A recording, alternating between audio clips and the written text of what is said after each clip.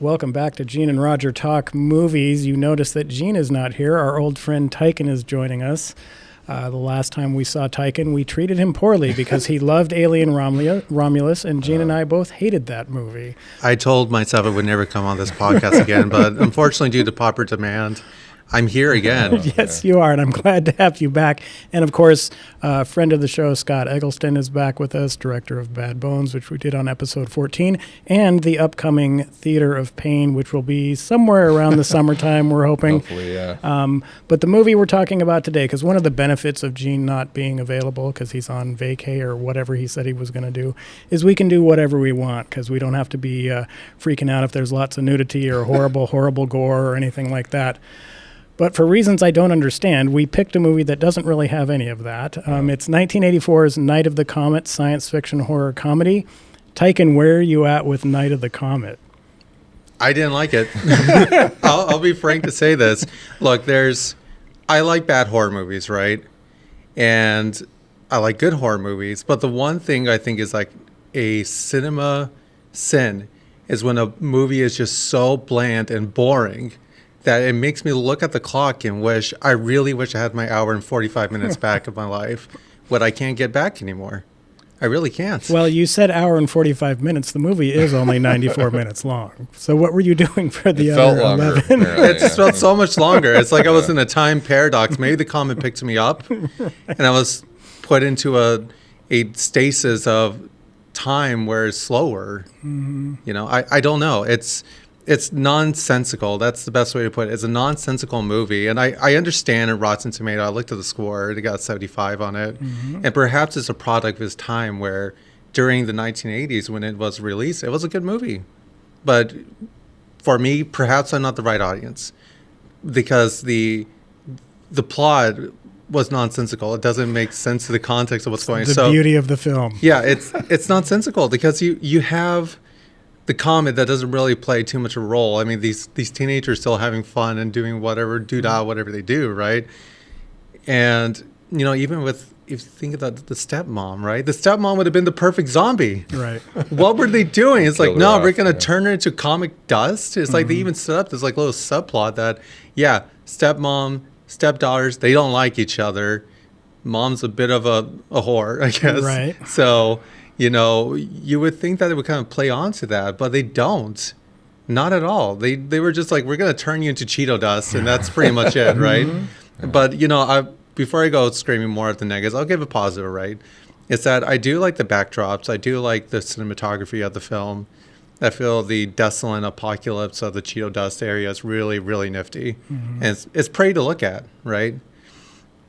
But that's as far as it goes. That's really as far as it goes. The rest of it's just not good. Oh, boy. It's not good. Scott, where are you at with Night of the Comet?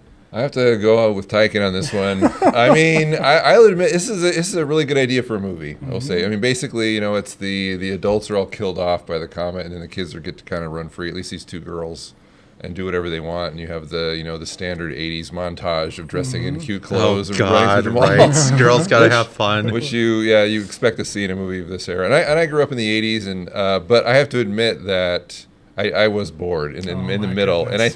And I think the problem is with this film is that Catherine Mary Stewart gives this movie a lot of vitality, and she's really interesting to watch. She's a good actor. She was in the same year she was in Last Starfighter, mm-hmm. So she was kind of the it girl, I think, of this year maybe. But then she disappears from the movie at certain points, and the movie loses all energy because I don't care about any other character except for her and her sister. And this whole subplot with the scientists and everything, I know, it was completely ineffective in my opinion. I didn't like you gave it credit for the way it looked. I didn't even like that. This guy who directed as a TV director. I thought a lot of the imagery was kind of bland, as you described the whole movie. I did like the use of filters because they have like the red sky kind of look. Clearly, they were using filters in front of the lens, a graded filter, which looked cool. But overall, I wish they would have just focused on the sisters. They were the most interesting part of it. And then it sort of gets into a strange, like those guys in the mall scene, Yes. But the whole thing with the scientists I felt was completely boring. And they go, and Robert Beltran, who gets like top billing in this movie, didn't like him. He was in a much better cheesy 80s movie, Lone Wolf McQuade. You've seen that one? Beautiful film. A great 80s movie. But this movie, I mean, I'd heard it as a cult classic for a long time, and being a child of the 80s, I still hadn't seen it. And I did see it for the show. Thanks. But didn't really care for it. So. Luckily, I'm here to make sure everyone understands the beauty of this movie. So all of this stuff is relatively valid, but it's also what makes the movie great. I absolutely love the subplot with the scientists. This movie has a crazy, leisurely pace. So Tykan saying it's boring, I'm saying it's transporting me back to a time when movies did not have to be frenetic, Fast and the Furious editing styles and stuff like this.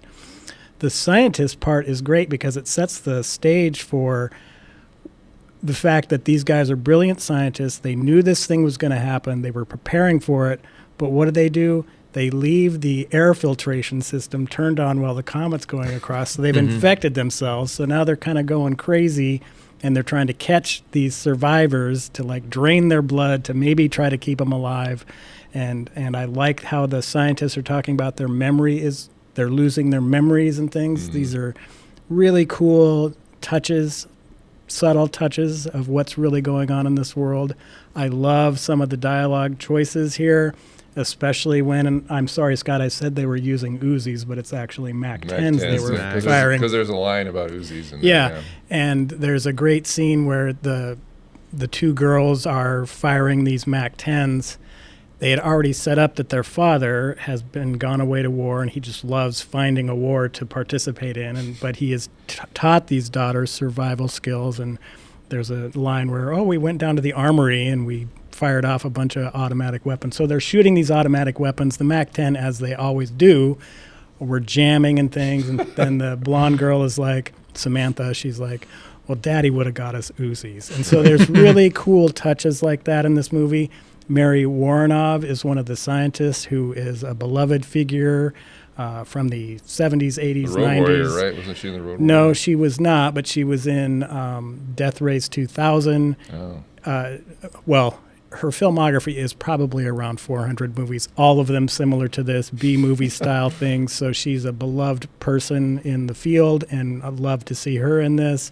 Loved the way she decided to off herself rather than go through the degradation of your body, because what the comet does is even if you survived it, it still lingers and it kind of starts decaying your body, which is another thing I really liked about this movie, where there was an end game here, because most zombie apocalypse type movies, the zombies are always going to be there. Here, there was a real limited time that they were going to be around because the comet was decaying them all. And so your ending sequence where things are maybe going to be a little okay actually made sense. I love this movie. These guys are right, though. It's not fast-paced. It's very leisurely in what happens. There's no real, what are we going to do? We're breaking down scene. They just kind of accept that, well, there's no one left here, and so we're going to do whatever we need to do. Scott mentioned that he mentioned that he liked the sisters. I didn't like the sisters at all. Oh, how could you not like them? I don't like any of the characters. Oh my gosh. Look, they do act like sisters, right? Mm-hmm. But it's like the younger sister, the worst thing that she's worried about at this point is, look, there's only one boy in the world now, and you're going to go take him away from me like you do with other boys. I love that scene. What are you doing? What about my needs? I don't have a MasterCard. Have you not seen any films from the 80s? Right. No, this was great. It's just bad. Now, Tykan, this isn't your revenge for me and Gene. No, it's not revenge. I strictly was bored out of my mind, and I didn't care about these characters, right? Even the older sister, she sells herself for $15 for sex at the movie theater. Well, you got to get her in the steel-filled room somehow. Right? I know inflation. She's a flawed protagonist. Yeah, she's a flawed protagonist. Even then, I wouldn't even hire her for the movie theater because she's too busy playing the games and actually doing her job. Well, and I really enjoyed that too, where she plays Tempest, which if you were a child of the 80s, you loved great Tempest. Game, yeah, that is a great game. And so they do an extended sequence where if you've never experienced Tempest before, you kind of get an idea of what it is. But she's really upset because she had all of the top 10 scores, except for this one guy. We never with found the- out who does it. We did find out. We did? With the DMK initials. Yeah. What was the guy's license plate as he was driving away with Samantha at the very Oh, end? Yeah. oh, I didn't catch up on that. That's true. Although I will say, for video game nerds out there, there's no way you just beat a score and replace it. At I know. Number No, 6. you had to You'd be knock like it bumping down. it down. Yeah. Maybe that Yeah. DMK wouldn't go away for a while. But Right. Yeah. But the convenience of the screenplay yeah. says that. Yeah. I just feel like there's like a lot more things that are more important than who's going to have the boy, right? And I understand that Samantha ends up getting another boy at the end of the day, right? Well, it's like, dude, your dad's probably dead. Everyone you know is probably dead, and there's zombies, which is even the zombies are. I know during that time, zombies were kind of going through a paradigm shift of what zombies meant during that time in the 80s. I guess these are more the smarter kind of zombies. Yeah, they could talk. And they can things, talk. you know. So it seems like they bring out their id, Sigmund Freud's id. Well, but I think Ego, it was super just ego. about the decay that's Yeah. happening. You've been exposed but not immediately killed by the comet, and so you're decaying away, and so you have vocalization capabilities and stuff, but it's all going to go away eventually. Yeah, but even in the movie, like, these zombies do not make that much of a precedence as an antagonist, No, right? They're not around. You see more, which is supposed to be mostly about the movies, like the apocalypse and the zombies really are not that much of a threat. And we can go back to the mall, which we can see that the boys in the mall are actually starting to turn into zombies. I should have brought my sunglasses and put my sunglasses on, because I guess photosensitivity is one of the things that affects the prognosis of the disease, right? But the main antagonist, like the things that you're supposed to be like, oh God, I hope they don't die. It's like, I wasn't worried about it because there was no stakes in this movie. And you were talking about the Fast and the Furious cuts and edits. I do agree. A lot of movies are better without the cuts and edits and taking its time.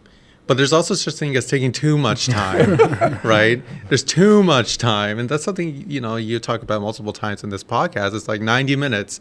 90 minutes is the golden spot for horror movies. Well, it's actually 83 is 83. the best. Oh, Oh, thank I'm you. sorry. 83 minutes. So it went a little bit over. Yeah. So the question is, what do you put in those 83 or 90 minutes that makes the movie good? And it's my belief it doesn't really justify those 83 to 90 minutes to make it good. If I'm looking at my watch and saying, wow, it's still going, that's not a good sign. That's not a good sign. Well, and I'll say that, I don't necessarily have to have a movie with a rapid fire pace. I mean, I'm an old school person. I don't mind a slow burn plot at all. But yeah, I agree with you that the stakes in this movie don't seem to exist until the midway point, where you get the thugs in the mall and then the scientists start, becoming more of a presence and all that. But I don't, like I said, I think this is a good idea for a movie, especially in the 80s, where it was almost kind of a parody of sort of this breezy sort of teen, I wouldn't call it a teen sex comedy in the 80s, Right. but just Definitely not. just a teen movie, from the 80s. I mean, and the script obviously is not John Hughes level. No. As far as 80s go. And again, I did like the actors, but I mean, it's just like I don't think they have enough to do in this movie, or they don't, I don't know, to me, it just kept grinding to a halt every time the main sisters would disappear. And so I don't know. I kinda think lost the me, but- leisurely pace of this film I was okay with, but I also, again, with the scientist backdrop and all of that, where the movie is really crazy in how it plays out with that, but it's not fast. It's leisurely. And you're right. You should have focused everything on the interplay between the two girls for sure. And I agree with Tykan. There's no scenario where you're actually fearful for their lives. None. The only thing I really didn't like is when the thugs in the mall did catch them and had them chained up, and someone else had to rescue Yeah, them. the Deus yeah, Ex that's Machina true. right you there. know?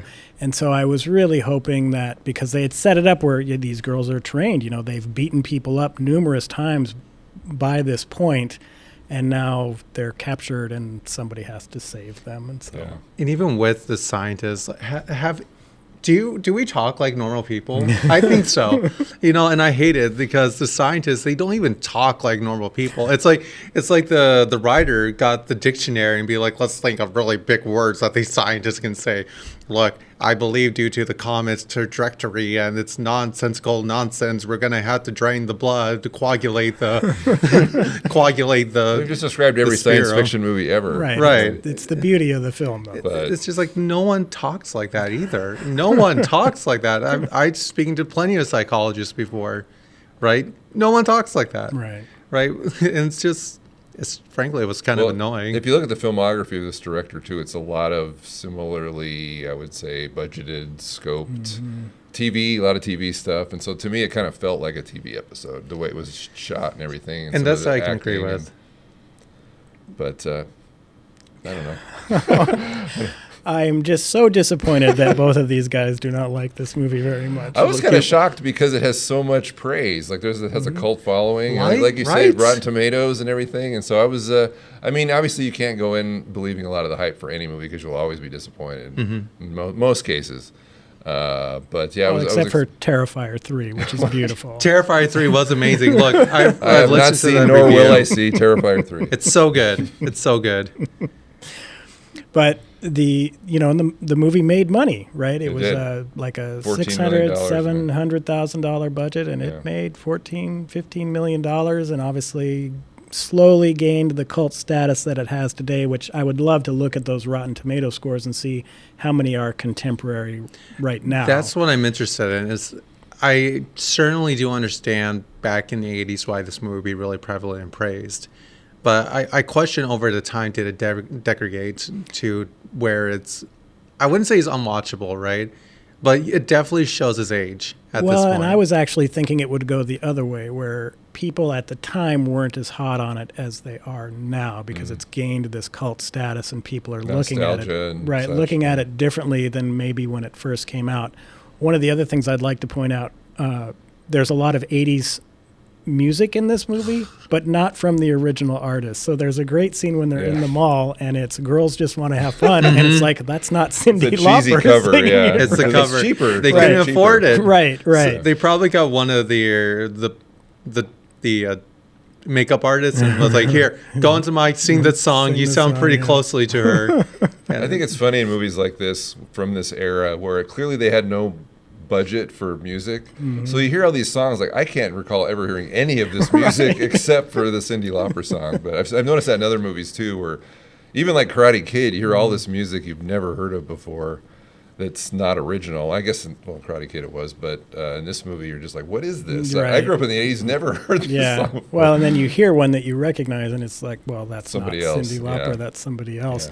But there's a lot of music in this, and virtually every scene has got some sort of song on there, which is a little annoying sometimes. Yeah, and I would say even, during the third act of the movie, everything just kind of it just goes downhill from there. Everything goes downhill. I will say I did like the imagery of the water washing all the dusty people into the sewers and kind of cleansing the planet so that they could now be the first family of Earth. Because obviously by it's the like, end, I'm going to take you. We're going to be family. We just met each other, but we're just going to be the bestest family ever. It was kind of funny at the end where they kind of represented the family. I mean, she looks like a mom, and he looks like a dad. They've got the two kids, and then they've got the rebellious teens are going off to perform their mischief and everything. Yeah. So that was kind of funny, but it's a long time getting there. Well, but I also liked, too, the DMK guy at the end. Samantha's like, oh, I really like your car. And he was like, yeah, I got 26 of them, right? So he's been just gathering all these cool cars up and stuff. So living his best life when everyone else is gone. Even the scenes, the one scene that did make me kind of chuckle of it is, like, not all of it, just maybe wanted to shoot myself, but the one scene that the two nurses were gonna draw or drain the blood, and like, take this and you go to sleep and see Santa Claus. We're gonna see Santa Claus, right? Yeah. And then they end up seeing Santa Claus themselves at the end of it. And it's really funny because it's like these kids probably lost their whole. They don't even act like kids that went through the apocalypse, right? Which I guess maybe that's what the movie's supposed to be. Maybe I'm looking too far into this, but it's like they're just perfectly okay that these other kids are gonna raise them like children of the corn. Well, I just like it how the movie's really the resiliency of the characters, right? Oh, everyone is dead. we just have to keep going and move on and not even worry about it, and not because there's no scenes where there's any real reflection on what the magnitude of what has happened. Right. No, they're there just isn't. wacky kids that are like, oh, everything's fine, let's just do this other thing now. You know, when we were talking about resilience too, resilience means there needs to be adversity to happen. And we can clearly see that there's not that much adversity. So the resilience is more like blissful ignorance to well, the fact of things that happen. and Welcome they to s- the 80s. Tykan, they set that up with the Samantha character where she's just going about her day. Yes. And the older sister has to be like, are you not seeing what's happened here? Right. You know, Exactly. so- I mean, especially when all of your focus and attention about the end of the world is, yeah, I can't get boys anymore. Sucks for me. I'm trying to get all my cheerleader friends on Yeah. the phone and no one's answering. No one's answering the damn phone. Yeah. So, Scott, anything more to talk about with Night of the Comet? Oh gosh, what else can be said about this movie? Yeah. No, I mean, I think there's a better movie trapped inside this movie, but you know, and it is kind of a product of its time, but I wouldn't say a good product of its time. It's kind of interesting because it is sort of a cult favorite. But one more thing I thought of too, which was kind of funny, is watching this from a filmmaker's perspective. Is, you know, like you said, they had a very, very low budget for the time, under $1 million, which I guess today would be over $1 million. But I thought it was funny, you know, when you have, this is kind of a classic case of don't try a movie like this if you don't have enough money to pull off to make it look like. For example, the apocalypse happens. And there's this one scene where apparently one car has pulled up into the street and the people in it are dead. Right. But it's like, where are the other cars? There's nobody else was driving while this Empty happened. city for sure. Yeah. So, but I don't know. It's kind of a curiosity. It's mildly interesting, but I have to admit I was bored in the middle until Catherine Mary Stewart came back, which again, she's kind of an electric screen presence. Yeah. And the sister also, Kelly Schroyer, I think her name was, who was in Kelly Maroney. Kelly Maroney, sorry. Yeah, who's in, I guess, several other 80s movies of the time, Yeah. Fast Times and others and that. But I don't know. I couldn't really recommend this movie. All right. Tykan, anything further about Night of the Comet? I believe Scott's right, is that there is like a hidden gem inside the movie, but, you know, with production issues and with the lack of budget, can it actually be fulfilled? There's many parts in the movie where I was even thinking, like, they could have done more with this, right? Needs a They rewrite could've- for sure. Yeah, it needs to be rewritten. I believe that they set up this whole subplot with the stepmother, you know, having this tension between the two daughters, right? If she was brought back as a zombie, that would actually increase the stakes of the movie and probably get me more interested, because now you have a adversary, like a anti sisters against them. It's a good You know, point. It is a good point. and there's just like a lot of missing potentials that could have happened in this movie. And what again really pisses me off about this movie, it's not the fact that it was a bad movie. I wouldn't call it a bad movie, right? I would call it a boring, and it's like stale milk. You're drinking stale milk expecting a good taste, but it's just stale, right? And that's, to me, is the worst movie sin you could do. It's like when I'm wanting to be entertained and knowing that there's something there that could be entertaining, and I'm not, that it's just not being fulfilled, you failed as a movie. You can even fail to be a bad movie. You couldn't fail to be a good movie, so you're just in the middle. So would I recommend this? No, I wouldn't recommend it. If you want to find yourself bored out of your mind looking at a screen and trying to contemplate life's existence, then sure, watch this movie. You know, the revolver's over there. Just get that later. So, All right. So this movie's great. oh, jeez. They keep saying a hidden gem somewhere in this movie. Well, the gem is the movie itself as is presented.